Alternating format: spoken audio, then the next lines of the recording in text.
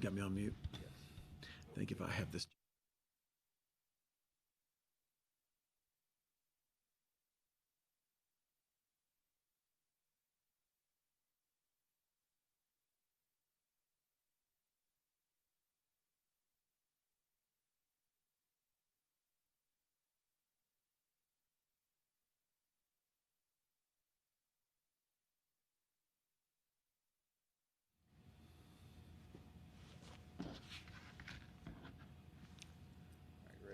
Yep. All right, we'll get started with a opening statement from Coach, and we'll jump straight into questions. All right, can you guys hear me? Yes, good. All right. Well, it's I think the win was a really good, tough, gritty win for our players. I'm really proud of them. Our staff coming off the bye week. That's a very tough West Virginia team. It's a very good West Virginia team. I got a lot of respect for Neil Brown and their staff. You know, defensively, they were number one in the league coming in and had gotten after the quarterback.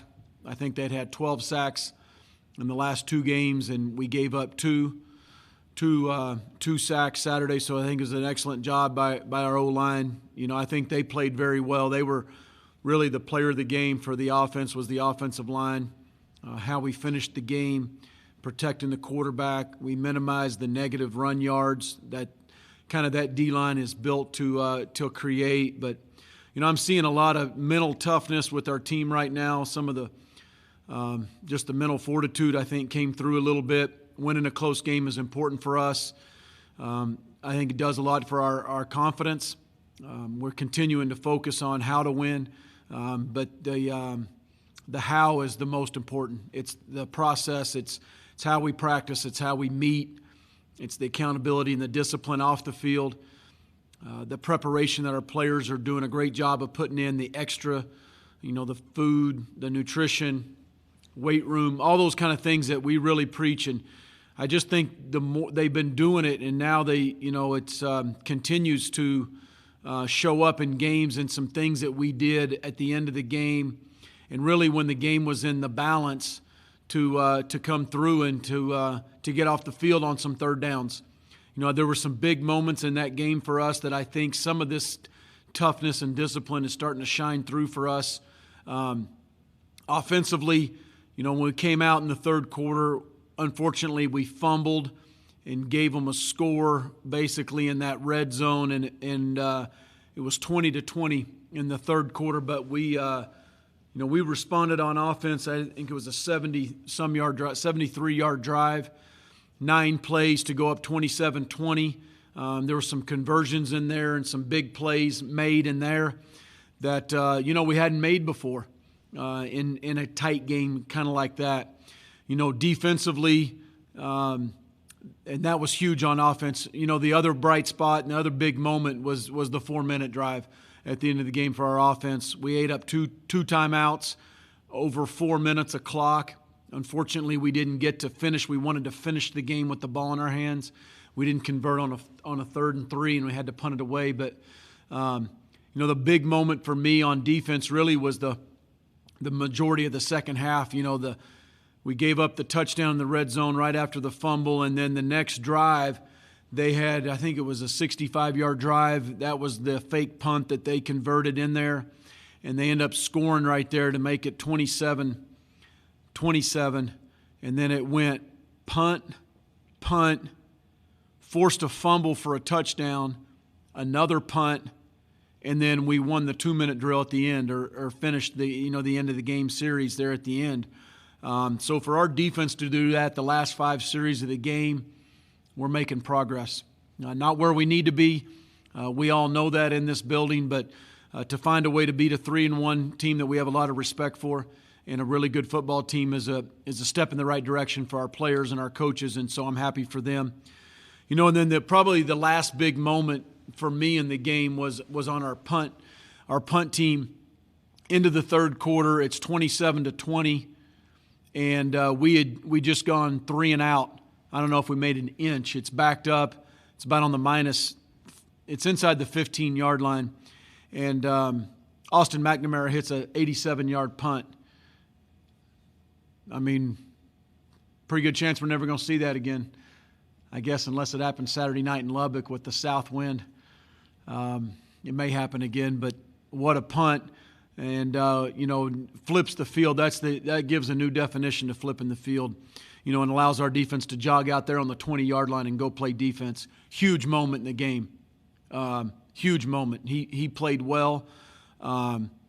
He had a hold that probably none of you guys saw that was critical. It was a bad snap, and he handled it and got it down, made the extra point. Had some tough punts into that south wind there in the fourth quarter. That was pretty difficult. The wind, held those things up. But I thought Austin played really, really well, and I was proud of him. Let me give a couple of injury updates just to avoid some questions later on. So I'll be about as specific as I can. I don't have all the news for you yet, but as you guys know, we missed a bunch of guys on Saturday. 10 out of the top 44 guys. That was before the game started. And then, we know we got a couple running backs hurt in the third quarter. I'm hopeful that we'll have them both this week. We'll kind of have to see how they practice and how they can get through. They're a lot more hurt than injured, but we'll see. I'll know more about those guys in the middle of the week, and so we'll see where those guys are. We're hopeful. One guy is out for the year. That's Seth Collins. Seth had a fracture to the top of his shoulder, basically, and unfortunately out for the season.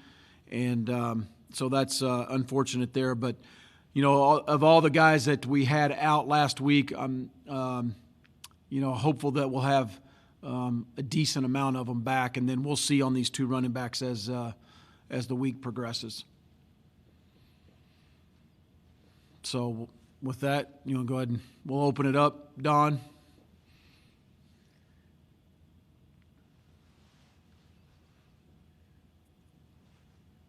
Let me think here for a moment. I guess following up on Seth, I know you talked quite a bit, but just how do you feel for him with all the misfortune that he has had? And is it, do you have any idea if he would possibly want to return again next year, which would be his 7th year of college football? Yeah. Don, I won't speak for him, but I would think that's we have briefly talked about that. I do think he's kind of more than thinking about it. I would say he's probably leaning towards actually coming back. Seth has had some tremendously unfortunate circumstances and 2 unfortunate injuries, and even had one at Oregon State. He's a mentally tough guy. He's kind of become one of your favorites as a coach because he battles through a lot of things that are out of his control, and he cares.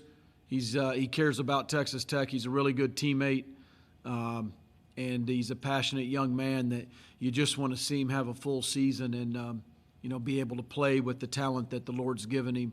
And so I hope personally he comes back if he wants to, and I think he's leaning that way. I don't think anything's solidified yet. Did that injury happen? Was that at Iowa State? Because I noticed he got hurt at Iowa State and didn't go back in the game. Yes. Okay, yeah.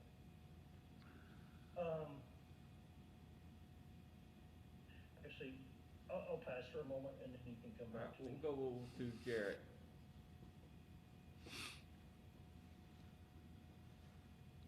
Hey, Coach, I have a couple of questions. First one is an injury question. I don't know how much you can go into it, but in terms of Basher, is this a long-term thing where he could be out for a long stretch of the season, or kind of more of a day-to-day type thing with Basher? Yeah, I don't see him being out long-term. And can you say if it's an injury or not? I mean, I don't know how, or if it's possible he would be available? Yeah, he's one of those guys that were unavailable for the game. So anytime, Jared, I'm just going to try to be real consistent. The guys aren't in the game. If they're out for the year, I'll certainly tell you.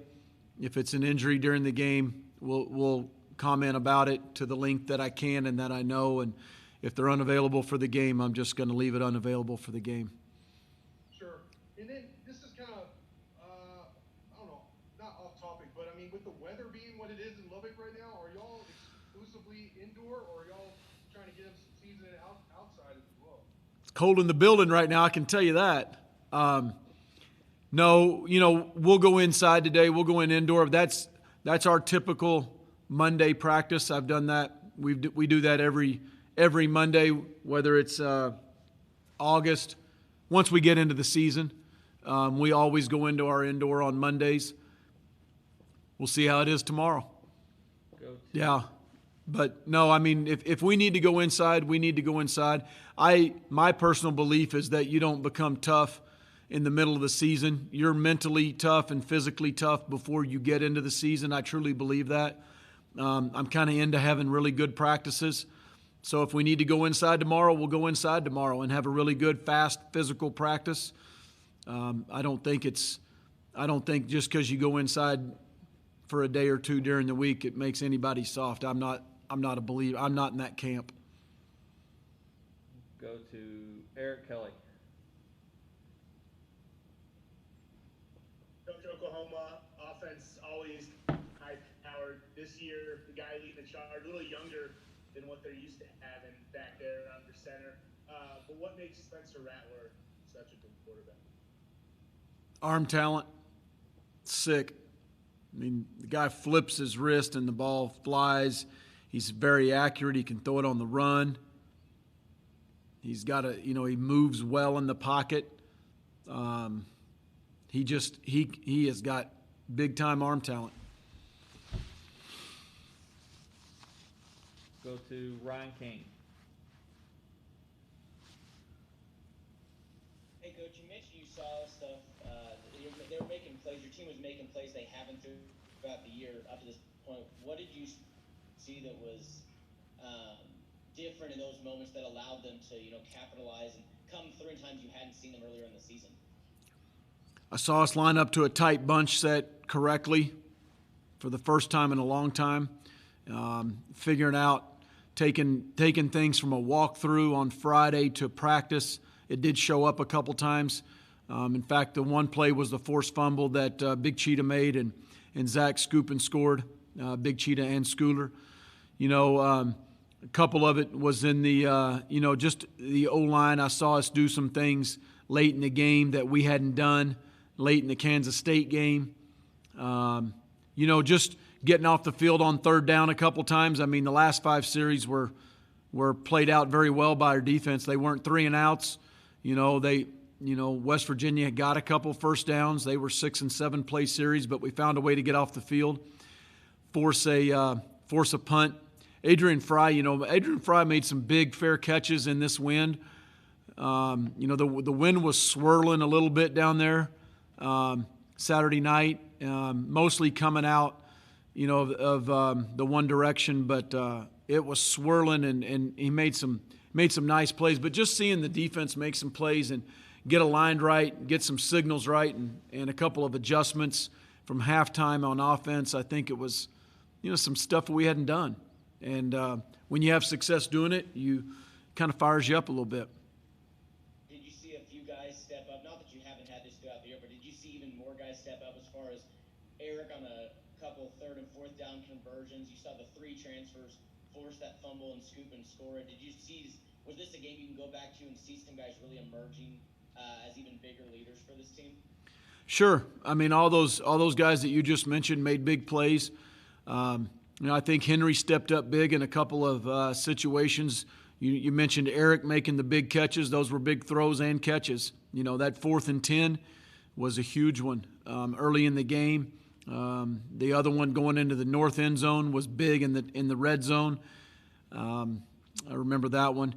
But, Miles Price, the first series of like the first set of downs in that 4-minute drive, which was the third play in the 4-minute drive. And Miles, I saw Dawson Deaton, Josh Berger, Caleb Rogers, second effort. Miles' second effort to get that first down. Yeah, there's Taj Brooks running in the fourth quarter. I don't think that, and I've watched most of it, but the TV copy and the side copy doesn't do it justice. You ought to watch it from the end zone copy to see some of the stuff that Taj did. You know, again, you're talking about a true freshman third-string running back. He made some nice cuts and ran hard for 2, 3, 4 yards. And those were some tough, hard-earned runs. You know, you see some stuff like that. You know, I think the guys on defense, you know, I think, you know, DeMarcus Fields has played well for the last few weeks. Thomas Leggett was steady.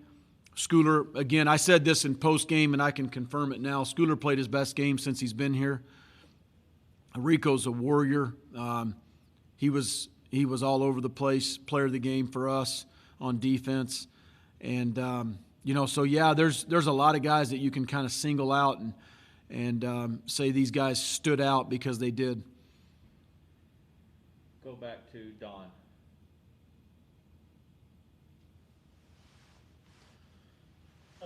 Matt, Eli Howard had that stretch in the fourth quarter where he made seemed like about 4 plays that were impactful. And not to say he had a quiet game previously, but it seemed like his biggest impact came late in that game. Any reason for that? Is that a conditioning thing, or it just seemed like he found an extra gear late in the game? Probably all the above, Don. I mean, I think Eli finds an extra gear when he needs to, maybe when the game's called upon. It also may be, you know, like you mentioned, a byproduct of his conditioning, his ability to continue to go hard, long, for long stretches. He plays the game the way it's meant to be played. He plays hard. You know, just I think a relentless pursuit of the quarterback, and you know they were big plays. The couple pressures, but the sack really was a huge play on second down to get them in 3rd and long.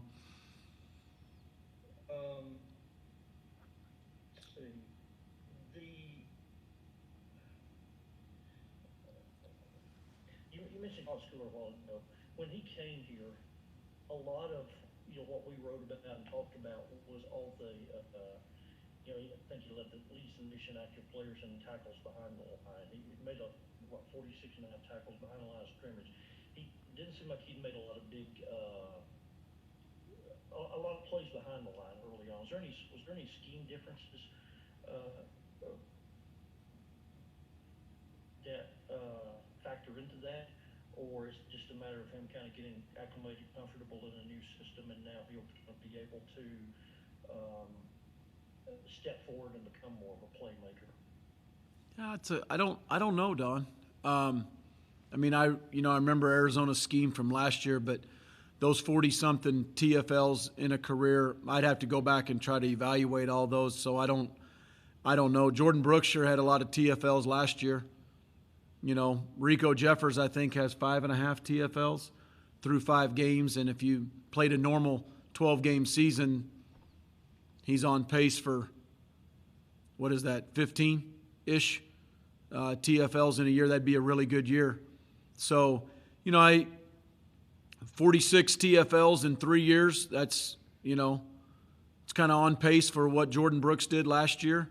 In terms of the scheme, I don't think that limits him, because in this defense we've had linebackers have a lot of TFLs. I think it's maybe just a matter of opportunity and maybe where he's playing and what's being run at him, and kind of the way the ball bounces a little bit and balled on. But I don't think it's anything that he can't get on a streak and get more of those. So I think the scheme certainly here allows him to do that and allows all our linebackers to do that. Go to Ron Clark. Henry obviously had a pretty productive starter debut. What's sort of next in his progression, to branch off of this performance? Stack success, do it again. Do it again this week. New defense, new challenges. Really good defensive line. These guys are fast on defense at Oklahoma. They present some unique challenges. Their safeties are active, involved. 44 is all over the place. What a really good player. And so, being the starting quarterback week 2, new team, do it again, stack success.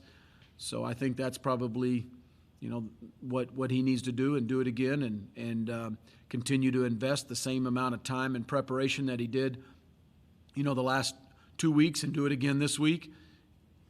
I think that's pretty normal for a QB any week, but especially a new starter like you mentioned. Go to Billy Watson. Morning, Coach. Going back to Spencer Rattler, he's kind of gained some confidence and found his rhythm ever since the UT game a couple weeks ago. What's kind of the early plan to disrupt him and keep his confidence low heading into Saturday? Yeah, I don't know how deep we are into preparations, here Monday morning.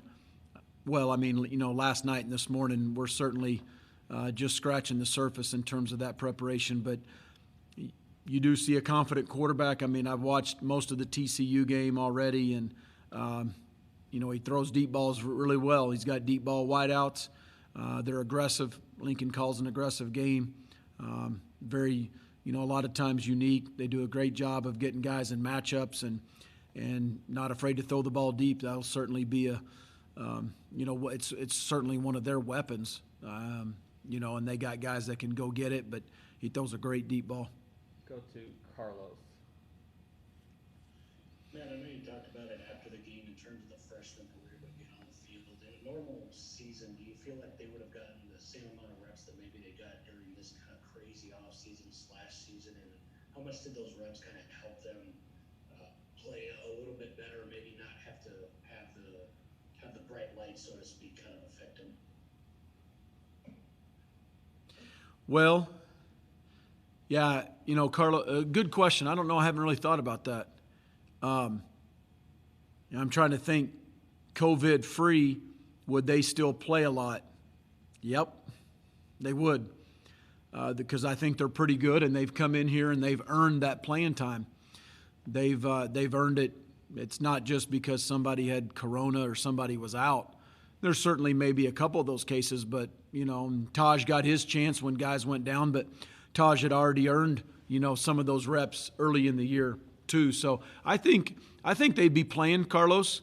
I don't think the bright lights has bothered them. They've all got a good look in their eye. We've played a true freshman O lineman, a true freshman D lineman. I mean, you looked up the other day, and like I mentioned the other day, at one point we had 4 or 5 true freshmen on offense on any given snap late in the game. So I think they've all handled it well. They, certainly the thing I look at is, are they handling school well? Do they come in for early morning meetings on time? Are they prepped? Are they active in the meeting room? How many missed assignments are they having? Those guys are doing a nice job, and those are the things that I look at from a maturity standpoint, and I think they've all handled it pretty well. Go back to Eric Kelly. Couple of special teams questions, everyone's favorite. First one, where has that step forward been that Austin has made from being freshman All-America to now getting to that next level? I think it's just a consistency. It's a day in and day out work ethic that Austin has. Austin's a very level-headed young man, first of all, off the field. He's mature. There's a true, he played every snap last year as a true freshman, another one. But I think Austin's, taken a good step. Certainly had a big game. And again, I go back to just watching him, in that fourth quarter against the Wind. That's why some of those punts really hung up. But he drove it, and he kind of battled through it. We've had 2 blocked. He didn't let that get to his confidence. So I'm proud of Austin. I'm proud of our punt team. I think our punt team has stepped up. I think they had a better day. They really covered well in the game on Saturday night. But Austin's a mature young man. He just needs to continue to keep working hard and stack success. And we talk about that with a lot of our players. But he had a successful freshman year. He didn't let that get to his head in the offseason. He's trained well. And Austin McNamara is going to have a really good career here, and he'll play on Sundays. Then, in terms of, obviously it worked out for you, going for 4th and 10 inside the 30, how much did wind play a factor in maybe not trying a field goal there? Because obviously Trey's had his struggles so far this season. Do you remember exactly? I think it was at the 33-yard line. Am I wrong?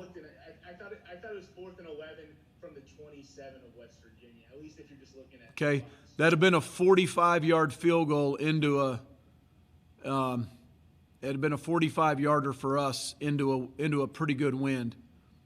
So there you have it. That's why I made the decision to go for it. You were questioning me in the box, weren't you? And I know if we don't get it, every one of you is going to ask me, but, a 45-yard field goal with still wind or wind at your back is probably a legit go for us right now. But, being down there on the field and knowing what the circumstances were, wasn't going to do it into that strong of a wind at that point in the game.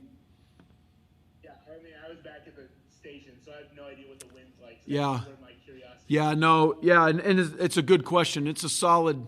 It would have been. I think it would have been out of his range personally. So I mean, that's the thing. It's week to week, and what's the wind? How do you warm up? There's a lot of things that go into kickers and their range and confidence, like you said. But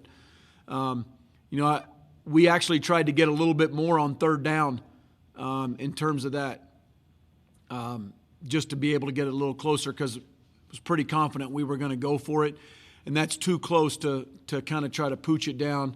If you screw that one up and knock it in the end zone, your net punt's not very long. You might as well go for it. All right, we'll finish. And that was a big play by Henry and our O-line. Great protection, but Henry and Easy really stepped up right there on that play. We'll wrap up with Jarrett, then Ryan, then Don. Wait, Collier's got to have a question because of the hat today. You got to give him one, all right? Collier in there. Go ahead. Okay, Jarrett. all right. Who's up, Jarrett? The offense sustained a lot of long drives, 13-play, 9-play, a couple of 8-play drives. How did that help the defense still have something in the tank, or do you think that played a factor at all? Absolutely it did. Thanks for bringing that up. That's one of the challenges with playing tempo offense. Can't have very many 3-and-outs. We shoot for 1 3-and-out a game or less. We had 3 in 11 possessions. Had we had 2 or 3 more, Jarrett, I think inevitably our defense, it just strains on them more. There's 1, 2, how many, Rico? 1, 2, 3 starters on defense that start on punt. And so those dudes are in Kosai and Fry are rotating in. I mean, we got five guys either starting or rotating in on the punt team. Plus all 3 D linemen in the shield shoot. So it's 8.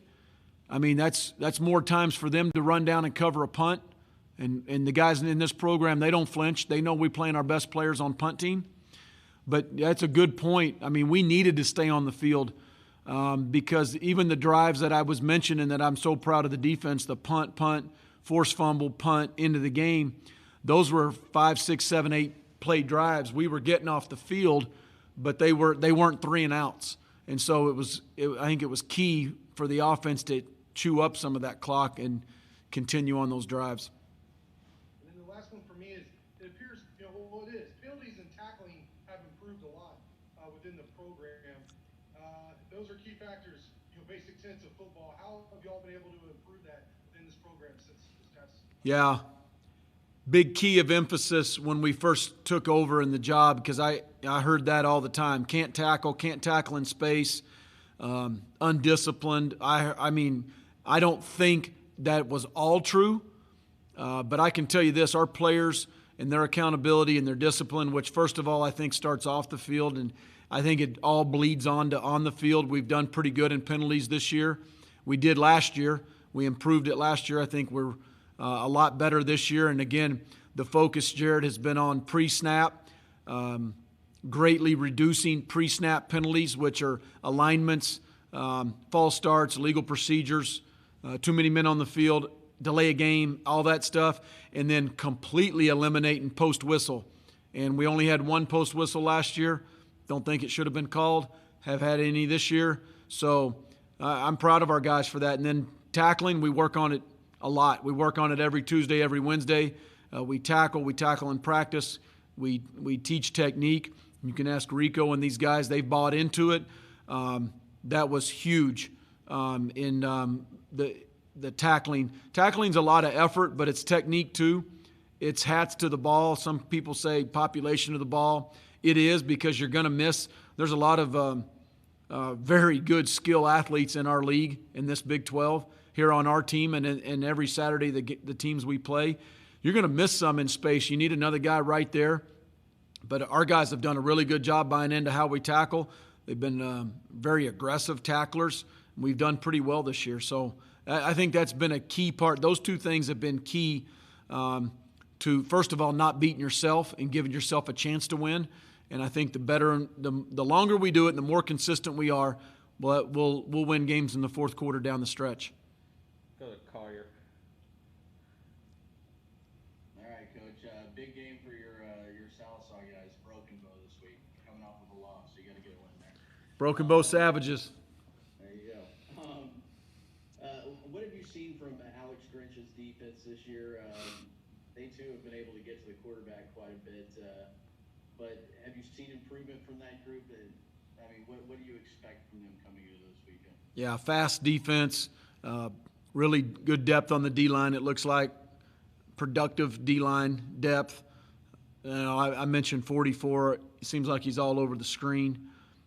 Aggressive safeties, all those things. Very well coached, not out of position. Alignments, sound. That's what I expect. That's what I've seen so far, and that's certainly what we saw last year out of this defense. Go to Ryan. Coach, I know you've touched on it a couple times here. You mentioned the aggressiveness of the Oklahoma offense, but compared to the offense you've played so far, what different ways do you think this squad can really stress you? Well, they've got good skill, and they've got a really good center. I think it starts with him up front. He's a really good player. But then, we talked about Rattler, the arm talent, the ability to go deep, the courage to go deep, the confidence to go deep. The play calling certainly allows him to do that. So they're aggressive. They're talented. They do a good job of scheming. So it'll be a major challenge for our coaches and our players. And if you could just advance, one thing you mentioned earlier, I wanted to stay on the field against West Virginia, against an offense like Oklahoma. Is that even more of an emphasis this week where, hey guys, we sometimes maybe you can't go for the home run shots as much because we have to stay on the field against an offense like this? Yeah, but, when you think about it from our offensive perspective, we're not going to huddle up and snap it at 2 like some teams will. So we're going to play fast. We do what we do. I think the key is to you got to finish drives with scores. You got to finish, getting in the red zone, finishing with touchdowns, which we were 3 for 3 this week. I don't mind a fast drive, or a quick drive on offense if we're finishing with touchdowns. We can't have 3 and outs. We can't keep putting our defense back out there. We can't have fast 3 and outs. We know that. Our offensive staff knows that. Our players know that. I think that's the biggest key is if you have a short drive, you need to, it needs to be finishing with points. If not, it'll be a struggle. And we know that. And that's one of the things with the pace offense that you try to balance. All right, we'll finish up with Don. I don't remember if you mentioned it in your open, but what is your ace position looking like for this week? I just think those 3 guys that were obviously didn't play, they're in that mix. I think we're hopeful. We'll see as the week goes on, just coming off the injuries that they've had. So hopefully they don't have any setbacks, but we'll see. I'm not sure yet. Let's see. Following up on what Jared was asking you about the tackling, tackling and penalties. I understood you correctly. You said you've only had 1 post-whistle penalty your whole time here? 1 last year, and that's it? Arizona game, if I'm not mistaken. Yeah, that's right, yeah. When do you work most on tackling? I mean, full-on tackling. I mean, you're not you're not hitting a lot on Tuesdays and Wednesdays this time of year, are you, or are you? We don't live tackle to the ground, but yeah, we thud. We teach technique. We do a lot of individual in terms of that. You can get creative in keeping your guys fresh as you can. I believe in that. it's kind of like our bye week schedule. I really believe in our bye week schedule. I think our guys looked fast. I think they looked fresh Saturday night. I really believe in what we do in bye week, as well as I think the key is to following it up, Don, of game week and how you practice. You have to practice physical. You have to practice tackling, but you also got to get your guys fresh into the fight as best you can in the middle of the season as the season draws on, because it's a physical sport and it's a physical game. And our players have done a great job of just giving us all their effort at practice and trusting us with the practice schedule. And I think we've done a good job with it. And I think, like Jarrett mentioned, I think it showed up Saturday by how well we did tackle, and we got to continue to do that because the teams that we continue to face in this league have talented guys, but we have some talented guys that can tackle, and they're well taught, they're well coached, but they're coachable too, and they do a great job, and we play with tremendous effort. So I think that's the key to tackling. And you mentioned, you touched on after the game and just then, what are some of the key components to your open week practice schedule? You said you believe in it, and that you all have won a lot of games after open dates. What are some of the key things that you do? Well, yeah, I think just generally, Don, it's the meeting, how much rest versus practice, your younger guys versus your veterans, the guys that are playing a lot of snaps. I think the key, probably more than anything, is coming off a bye week into the game week and keeping it very similar to a normal game week. But how do you not crank it up and wear them out? And I think there's just a balance to that. And I think with our trainer and our strength coach and our staff, I just like the mix, and I like what we do. All right, that'll wrap it up for Coach. We'll have Rico Jeffers and then Dawson Deaton. Thanks, guys. Thank you. Yep. Can't give them all the secrets, Rico. You with me? Not all of them. Not all of them.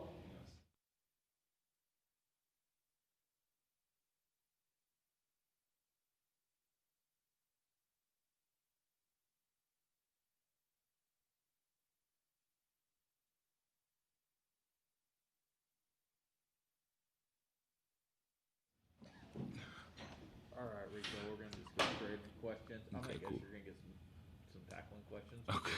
You covered well, Dad. You had a really good game the other day. Appreciate it. Thank you. All right, we'll start with questions for Rico. We'll start with Jarrett. Hey Rico, how you doing? I'm good. How are you? Good. Good. Hey, you really raised your game this year, the level of your play. It kind of reminds me of the way Jordan did last year, to be honest. What's it about, I guess, this system that's allowed y'all to raise your game like that? I feel like it's just a complete buy-in from the team. We know what talent we have, and we know what we can do when we don't hinder ourselves. So I feel like everybody just continues to buy in, and throughout the process, extra film and stuff like that, it just helps out on Saturday, getting into the game, slowing down the game. Sorry, you muted me. This blanket waiver, you're one of the guys I've thought of a lot with how it could possibly affect you. Have you thought about it, or are you just kind of into the season in terms of the possibility of returning next season?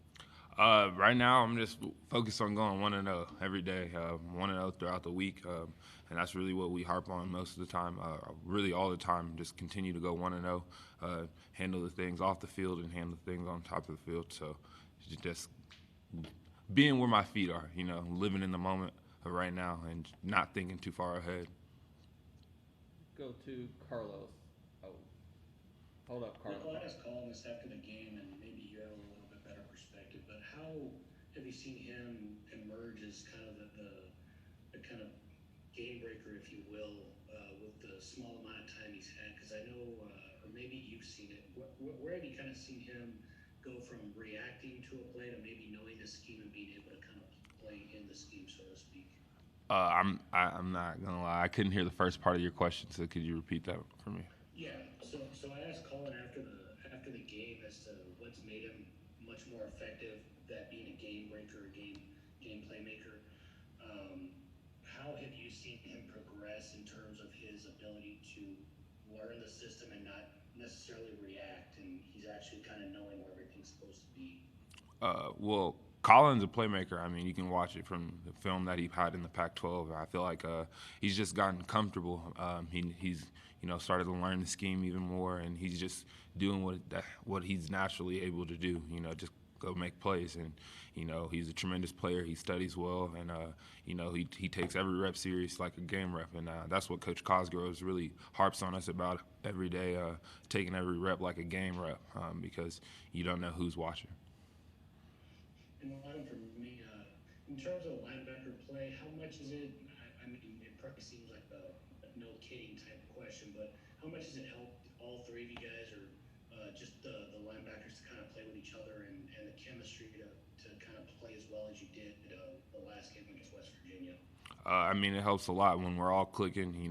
We're in the middle of the defense, so we're kind of like the quarterbacks of the defense. So when we're all clicking, nothing but good things can happen for us. So, we try to get as much time together studying film, so when we get out to the field, we can communicate very efficiently and be able to decipher plays and get to the ball. Go to Ronald. The season that you guys are having, what does a win, against a team like that, what does that do for this team? How did you guys, how did it feel differently, after the game, this win compared to, the rest of the games this season and even the win against Houston Baptist? I mean, we feel like we could have had more wins. So, I mean, we finally finished the game throughout. I mean, we know we didn't play to our best abilities, and we're going to continue to try to play 4 complete quarters. And so, I mean, I feel like it just gives our team some encouragement and lets everybody know that we can be whatever we decide to be. And the only team that can hinder us is ourselves. Go to Eric Kelly. Rico, where have you guys as a defense made the biggest step forward, either from last season or maybe even from week 1 of this season? For me, I feel like it's the preparation. If you could see how many guys get in here and just watch film throughout the week with KP and position coaches, just seeing how many guys really buy in and are dedicated to being the best player that they can possibly be and getting like their schoolwork stuff done early, so later on through the week we can start to practice like pros. And that's what really KP talks about, getting your schoolwork done early on in the week, so later on during the week we can be professionals with our craft and really dial into our playbook, dial into our opponents, and be able to put the best product on the field. Go to Phil. Rico, with Oklahoma coming up, obviously a major program and one that's been at the top of the Big 12 recently. Do you have this one circled on your schedule as a big game, or do you sort of treat all games the same? Yeah, we treat all the games the same. This is the most important game right now because it's our next game, and that's how it is throughout the whole season. We don't look too far ahead. Like I said, we're trying to be where our feet are, and, go 1-0 throughout the week, and then it makes Saturday easy to go 1-0. Go to Ryan. Hey Rico, Big 12 known for offense in general, and Oklahoma kind of the poster child for the conference in that way. You've obviously faced this Oklahoma team a few times. What do you tell the other guys, on the team, just what to expect and what it's going to be like for this, this game specifically? Honestly, I tell them it's going to be like any other game. You can't let the hype get into it. It's another team, what I'm saying? They wake up every morning, put their pants on like we put our pants on. So, it's just it's a great program. They're well coached and everything like that. But at the end of the day, we're a great program. We're well coached. We have people that are going to put us in the best position to win. And so we just got to look at it like that. And Coach Wells was mentioning how on the offensive side, they were specifically against West Virginia and kind of against Oklahoma. They're trying to get those sustained drives and really, even more so avoid those 3-and-outs to give you guys some of that rest. What's it like whenever you guys have to run back out there, say, the offense does have a couple 3-and-outs? What does that do to the defense throughout a game? I mean, sometimes guys can get tired, but at the end of the day, I mean, we have to have their back because, I mean, at some point of the game, we're not going to be clicking as well as we should be. And so we know that we have the offense for them to pick up our slack when we're slacking, and it's the same way for them. When they can't sustain a drive or get it going, we got to have their back, and that's why it's a team sport. We just have each other's back and push through whatever adversity we have coming at us. Go to Don.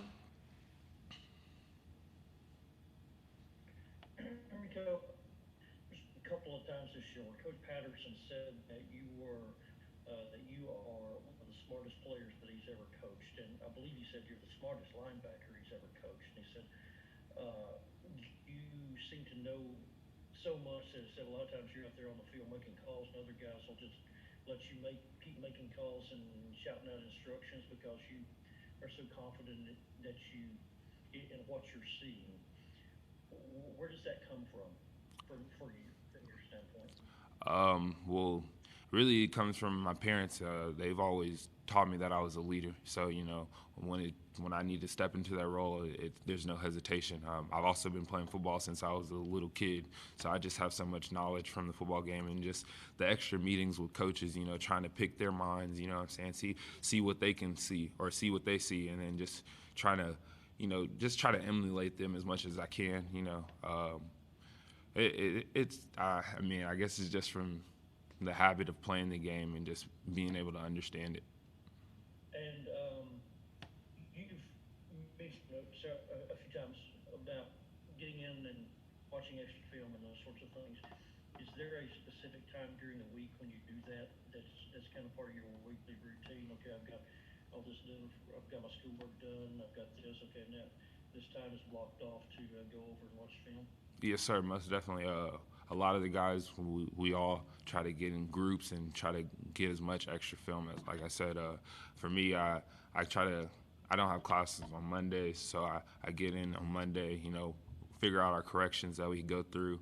Tuesday, I try to get in here as early as possible, just try to sit in some of their meetings and figure out what the game plan is and what we're going to be calling throughout the week. And then from Wednesday on, it's just all football pretty much because I have most of my schoolwork done. Go back to Jarrett.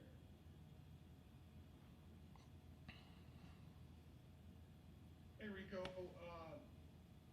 The defense appears as a group to be faster than, say, the last several years. I know you played a lot of snaps over the years. I think even the Texas coaches said after the game they were surprised by Texas defense's overall team speed. Do you feel that when you're out there? Do you agree with that? And how has that helped so far? Yeah, I do. Like I said, from the extra film study, from us knowing what we're going throughout like learning the game plan, I feel like everybody knows what they're doing out on the field, so it just helps you to be able to move faster, be able to, like I said, decipher plays faster and just be able to, not hesitate and just go off what you see, off of instincts.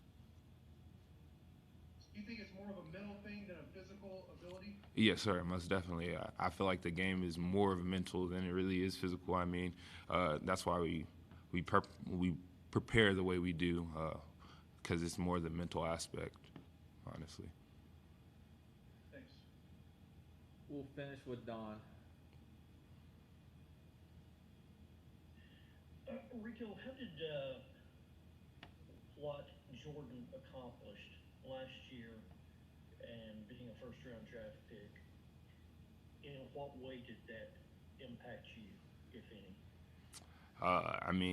It just showed me that dreams can come to reality. I spent a lot of time with Jordan, and just hearing him speak about the things that he wanted to happen and to see them happen in fruition, it was just crazy to see. And it just showed me that whatever I put my mind to, I can accomplish. And just as a team, whatever we put our mind to, we can accomplish if you actually truly work towards your goal and, dedicate everything to it. And how would you say Coach Patterson and Coach Cosgrove are different in what you have been able to learn from those two guys? They're just football junkies, They dedicate themselves to the game and they dedicate to making us better men, So I feel like they're just good role models and influencers to us.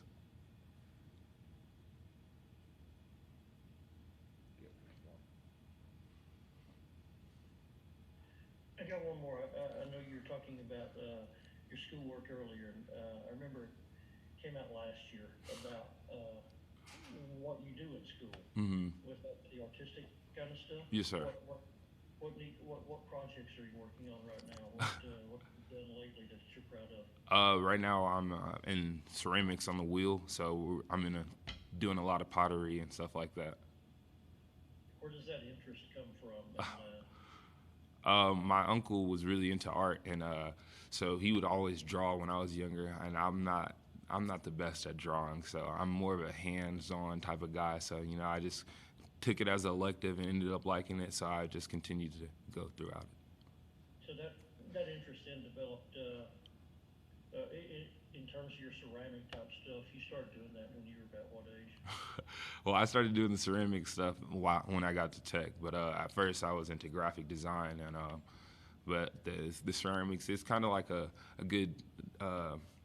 It helps me to defuse sometimes, you know what I'm saying? So I can go in there. I know it's a quiet place, there's not too many people, and I can get my hands a little dirty and just have fun. Is there any particular piece that you're proud of? Yeah, I made these cubes with my son's name on them, and his birthday and stuff like that. So that's probably my favorite piece that I've made so far. We'll finish with a question from Collier. Here we go. I know DeMarcus has been back the last couple games, but how much of an impact of having him back there in the secondary has that been for you guys? I mean, he's a great player. He has a lot of good football knowledge, and he's made a lot of plays for Tech throughout his time, and so it's great to have a guy who takes leadership and helps in the back end, and his production is very high as well. So it's great to have DeMarcus back there. I'll give Don one more. So I got to follow up on what you mentioned a moment ago. You said you made. Did you say cubes? Yeah, so how they have the little cubes with like the letters and stuff on them for like little kids, the little wood, the block cubes. I made ceramic ones, and they have like his name on there, his birthday, the year that he was born, and they have these pictures of us together. So tell us about your son. His name is what, and how long have you had him? His name is Ezra. He's 3 years old. So I've had him since I was a freshman. His birthday is April 26th, and he's everything to me. He's the reason why I do what I do. So give me another little linebacker, or what's his or is he on that average? I mean, he can do whatever he wants to do. I'm going to always be proud of him, and I'm always going to love him no matter what. All right, that'll do it for Rico. We'll have Dawson Deaton here in just a few minutes. All right, thank you, guys. Rico, that was really good. Appreciate it. On the or he's already done, so don't even think about it. I forgot, who was it who wrote it?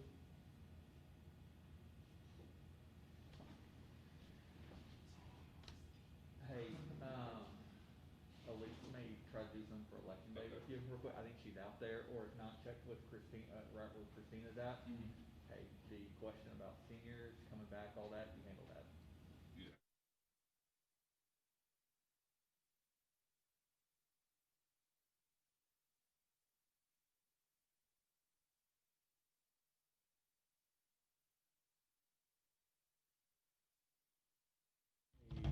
Go and put on a t-shirt.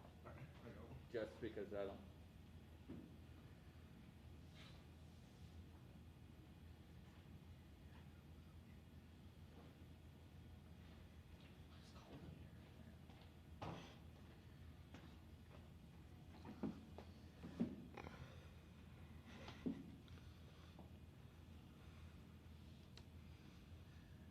All right, we'll start with questions for Dawson.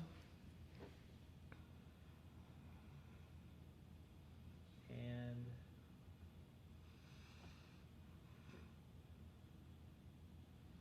we'll start with Don Williams.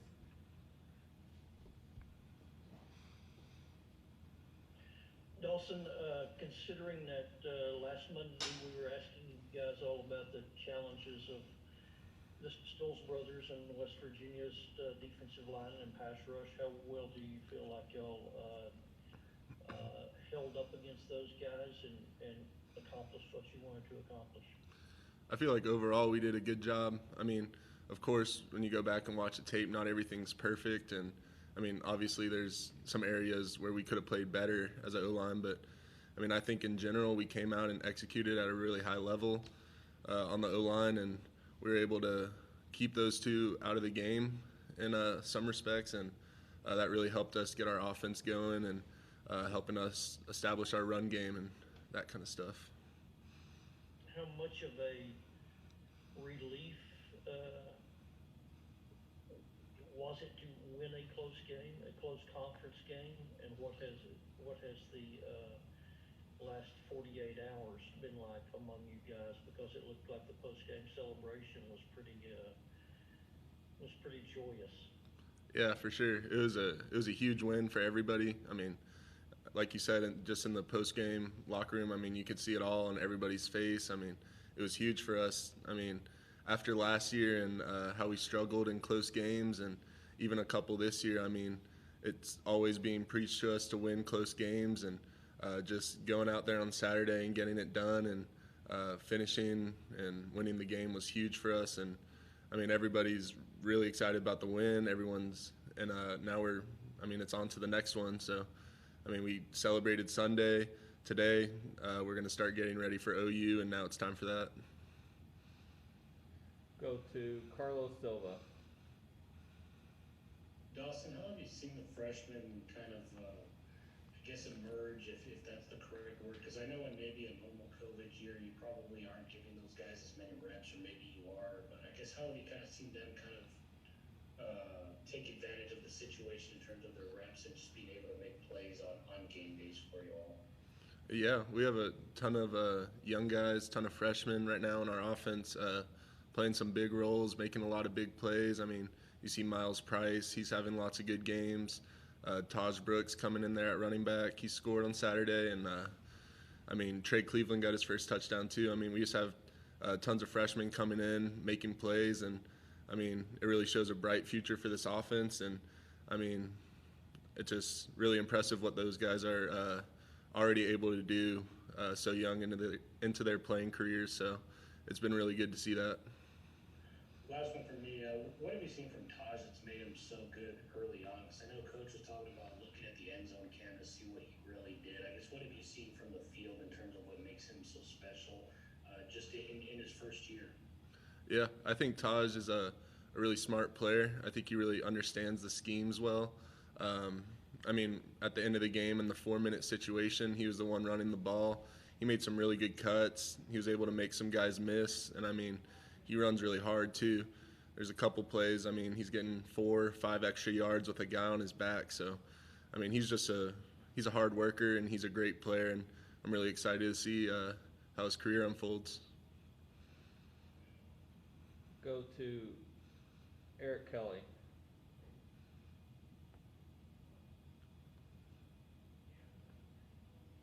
What kind of tone were you guys able to set offensively coming out first drive, marching down the field, and getting that touchdown? Yeah, it's always huge to us to start every game fast, to go out there on our first drive and score a touchdown and set the tone for the game, like you said. And, I mean, Henry hit a good deep shot to Miles on that, which kind of got us going. We got down in the red zone and punched it in. So, I mean, yeah, the first drive of the game is huge, especially when we're able to score a touchdown. So that really got our confidence started for sure. And then for you guys, you talked about Taj being able to run the ball well on that 4-minute drive there at the end of the game. But as offensive linemen, is that kind of one of the more exciting drives? Because you know it's about to be run heavy. It's about you guys winning at the line of scrimmage. West Virginia kind of knows what you're going to do, but you just got to win and hit him in the face. Yeah, I mean, as O-linemen, we all embrace that situation. 4-minute, I mean, we're up a score. I mean, we know the game's on us. Able to move the D-linemen, get some movement, get on the backers, open up some lanes for the running back. So, I mean, we all take great pride in that, and we know, I mean, just in the run game in general. But, yeah, once we get into that 4-minute situation where we know how we play dictates the outcome of the game. I mean, I think we did a good job, and we got a couple first downs, and yeah, I think we were all really excited to get that done and win the game with that. Go to Phil. Hey, so when you have a guy like Henry who's very willing and able to take off, does it a lot, does that change the way you pass protect at all, and if so, how? I think a little at like the end of it when he's about to scramble. I mean, the D lineman will try to disengage and try to get him. So I mean, just making sure you don't hold in that situation. I would think that's the main thing that's different. But I mean, all the protections are the same. I mean, we still identify the protections and we all have the same responsibilities. But I mean, yeah, trying to make sure you're not caught for holding and just getting your hands off them once they try to redirect is the main difference. Go to Ronald. Obviously, Henry has played, some this season, but this one being his first start, how do you feel like he handled it, and how do you feel like he handled, just the huddle from beginning to the end? Yeah, I feel like he did a great job. I mean, going into the game, even though it was his first start, like you said, we had all played with him before. He came in K-State, Iowa State, so we had some experience with him. But I mean, I think the big thing is everyone in the huddle, everyone in the offense believes in him, and we did all week going into the game. And I think he proved why. I mean, he went out there, he played a good game, he ran our offense effectively, and was a big part of the reason we won. Go to Collier. Hey Dawson, you mentioned blocking a little differently for Henry whenever he scrambles and runs. I mean, is it different preparation for a week when you have design runs for the quarterback as well? Because, I mean, he was second on the team in rush attempts, and I know a handful of those were on purpose, not because he was trying to get away from pressure. Yeah, there were a couple plays in there where we're running the ball and he's holding the ball and looking at the backside player to see if he's squeezing down or if he's going to play the quarterback. And, I mean, that keeps defenses honest. I mean, they have to account for the quarterback too and just can't send everybody to the box. So, yeah, that makes a big difference and helps our offense out a lot in that way. You mentioned at the beginning how well you guys thought you did against West Virginia. Oklahoma comes in here, I think, with 15 sacks this week as well. I know you guys haven't done much prep on them, but what do you know about their defensive line heading into this weekend? Yeah, I know they're a good group. OU's always a good, well-coached team. They're talented. And, I mean, yeah, we just got to prepare the same way we did against West Virginia. We got to be ready, and we just got to take the same approach, knowing that the outcome of the game's decided up front, up with us five in the trenches. So we need to approach the game that way for sure. Go back to Carlos.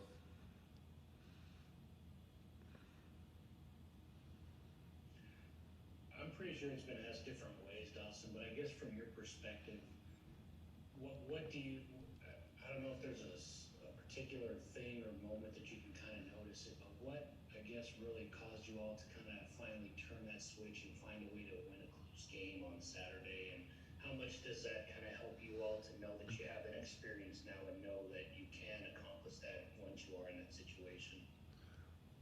Yeah, I don't think it really ever comes down to one thing in particular when it comes to winning.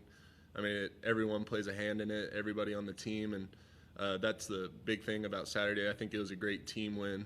I think the offense and defense complemented each other well, and defense was able to get stops. We were able to go down there and score, and we were working together and not separately. And I think that was a huge reason why we were able to win. And not playing together in some of those situations over some other games in the past was some reasons we couldn't win. So I think that was a big part about it. All right, unless we have any other questions, that'll do it for Dawson. Thank you. All right, thanks, Dawson. Hey, for those joining us for the coordinators, try to log in by 12:50. I have a feeling Coach Patterson's going to want to start a few minutes early, so please try to be back in about 30 minutes. Thank you.